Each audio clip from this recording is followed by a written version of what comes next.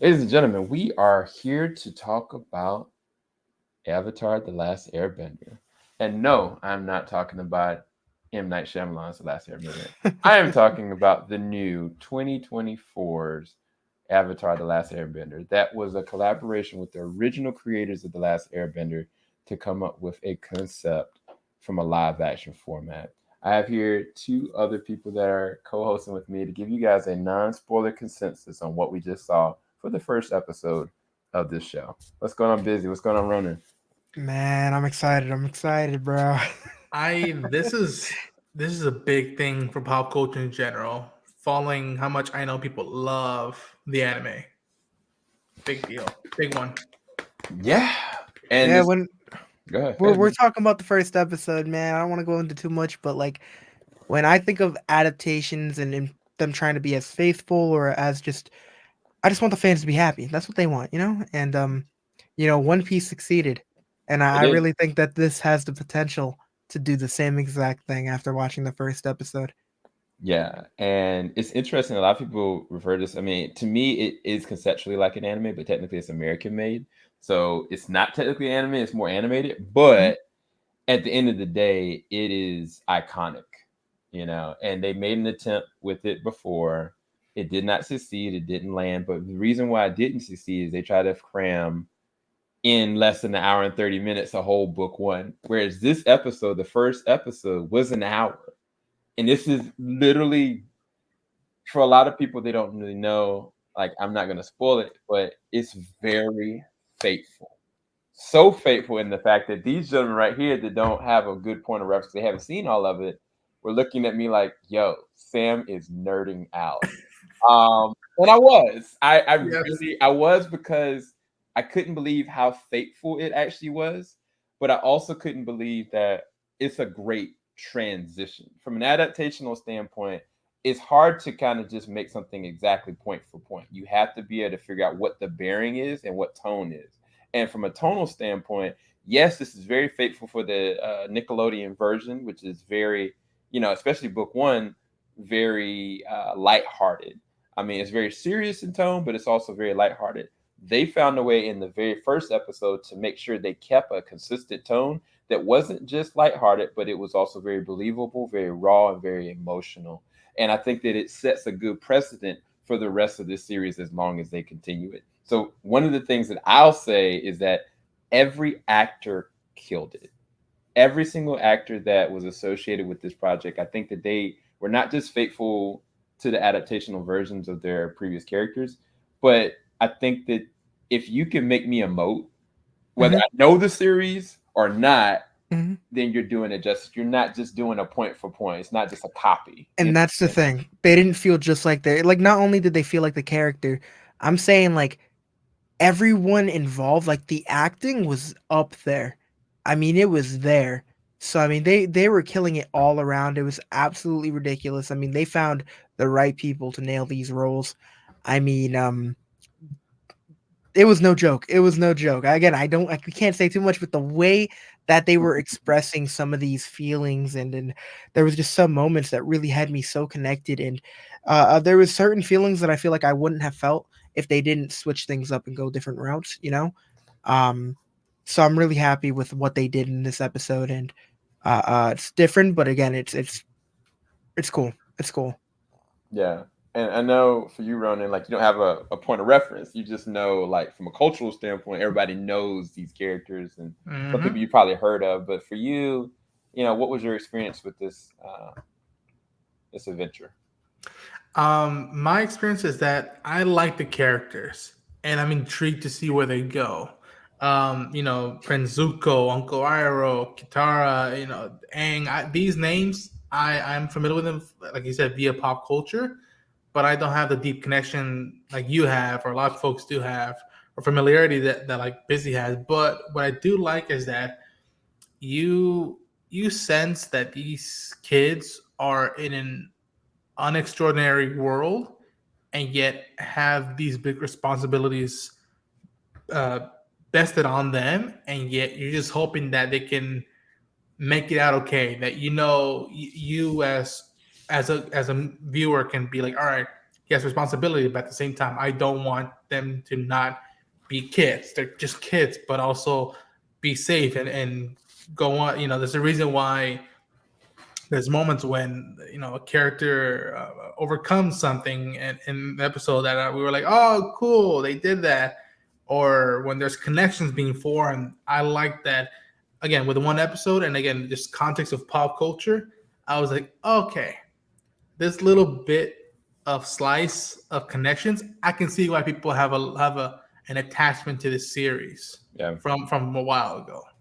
Yeah, and I'll say this, and I couldn't believe that they landed this. I mean, there's two different big things that you have to be able to land is authenticity of the art form of the airbending, and you also have to have like moments of natural joy and humor. And some kind of a way they did both. Like from the opening, the action it's there. Oh Like my. it looks amazing, well choreographed, well filmed. Like the art form of how they actually do bending, the concept of it is there. But then these are kids, like Ronan said, and kids are naturally funny because of their motivations of why they do things. And I think that there's this natural humor that they don't try to force on us that I think works, and was part of the reason why the original series worked very well. Even when they had serious moments, there was times of levity and humor, and I think that tonal side of things, I think they landed it. Yeah. I'm really surprised that they able to do that. Yeah, it's like the excitement in some of these situations that shouldn't be there. But again, since they're children, it's just so funny the way they react to certain situations, and it Yeah. just makes these moments just so entertaining because it's like the way that they would respond, or it's so different than the way like say if we were in the situation that we would respond, because of their youth. And the actors just they picked it up so well and they just delivered it amazingly. Aang, man, Aang, the kid playing Aang was just flexing and just be like, "What? I got these powers. What? And the bling playing Sokka be like, "Oh yeah, that weird thing. We're not going to acknowledge that right now." And I just like, oh, and he just showed that graphic from their animated counterparts. Just seeing those photos, Dude. I felt the vibe. I felt the vibe of animated Aang in the live action. I felt the Zuko vibe of just that one shot in the live action. All Again, the four of first them episode. replicated it perfectly. Yeah, again, not too familiar with the show, but the first episode, it feels right from an outsider's perspective. Yeah. So we're gonna leave you guys right there. I know you guys want a lot more. I know you guys want us to dive in deep, but we're gonna go and save that for a more spoilery kind of dissection of it. But for us, I think unanimously we felt it did a really good job, and I think it's a very faithful adaptation. As a huge fan of it, and things that they referenced in there, a lot of Easter eggs. Mm-hmm. Avatar fans, Last Airbender fans are gonna gush about it. And I can't stress this enough. That opening scene, Yeah. fire. Oh Yeah. man, no Yeah. pun intended. Yep. So we're gonna kind of leave it at what are you guys' final ratings from A to F, and then we're gonna close out. I'm I'll giving. say this as someone who's not too familiar with it, I think it's at the again because we're doing non spoilers. I think maybe at an A minus.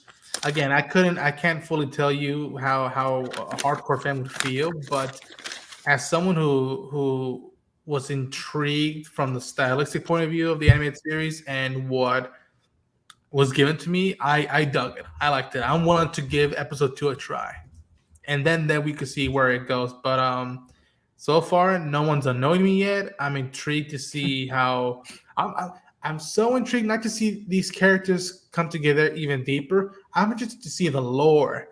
I'm interested to go deeper into the lore. That way I can understand why Sam was freaking the F out. I'm like, oh, okay, that painting represents that. Okay, I get it now. So I would go A minus. Okay. Okay. All right, Busy. Where are you at? I want to say A. I want to say A. I mean, they really laid down the groundwork and just gave us so much in this episode. Like, although they gave us so much action, there was just a lot of like they just gave us a lot of stuff that we needed to continue the story forward, and I like that a lot. I like it a lot because it was not boring. It was not boring. Like the moments that were a little slower paced had my full attention. Everything had my full attention, and I'm just so excited to see where this goes. Yeah. For me, it's an A+ because they were technically, for this episode, we didn't even get to see this episode fully rendered. And even what we got was fire. Like, there are moments that are not completely rendered that I still felt something what was going on. And that shows the people that were storyboarding this and the people that were scripting it knew exactly how to invoke an emotion, but also make me as a fan feel like it's familiar enough that it's faithful. So it's got an A+ for me. This was, I couldn't imagine it being better. So yeah, we're gonna go, but definitely go and check out these amazing people's content. Ronan, where can everybody find you? You can find me right now. Probably I'm gonna watch some Bruce Lee movies or watch 36 Chamber of Shaolin Temple and just start doing my kung fu stuff. But yeah, you can find me at Ronan Unchained, covering right now mainly Last of Us, Star Wars stuff, Invincible's around the corner, and some traveling stuff. And you might see these two folks hopping around that channel. So yeah, go check it out. Oh, he's lying. He's gonna be looking at The Last Airbender the rest of the night. He's gonna look at that cartoon real quick. Oh man, I think the thing about Ronan, like, he loves when people are passionate about something, and like he can find a connection with it. And Busy's the same way. He's like, oh man, look, Sam's geeking about this. I gotta figure out why he's geeking about it. Let me go and research this. But yeah, thanks, Ronan. Thanks for showing up, man. All right, Busy. Where can everybody find your content, man? Before I start, I do want to say he's wearing the wrong shirt for this occasion, but that's not the point. I do want to say that you can find me at Busy Braun everywhere, Busy Reactions on Instagram. I plan on covering this, reacting to it, doing a whole bunch of stuff for this because I'm really excited, and eventually we will be reacting to the series, the animated series on my channel. So if you guys are into that, let me know. But again, go find me at Busy Braun. I look forward to seeing you over there. Oh, you're reacting to the animated series? That's my goal. That's my goal. After I watch this. If you need some help, let me know. I got you, bro. I got you. I react. I just I ain't got to edit. Like, I'll react to any of this stuff. Just I ain't got to edit. But thank you guys so much for watching. Definitely go and check out these guys' amazing content. I'll put it in the description bar below if you guys be to check out. We will be doing reviews. I don't know if we're gonna do a review for every single episode. Maybe like a small little 5-minute tidbit of it to kind of give our reactions and thoughts about it, because normally what Netflix does, they drop everything all at once. But we'll see.